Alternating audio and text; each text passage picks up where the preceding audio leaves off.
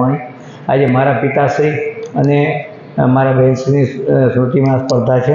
તો આજે સ્પર્ધાઓ યોજવાનું પાછળ કારણ એ છે કે અમારા જે કંઈ પિતૃઓ છે એનું પણ અમે સ્મરણ કર્યા હતા કે અને એમને મૂકેલા અધૂરા કાર્યો જે છે એને પૂરા કરીએ।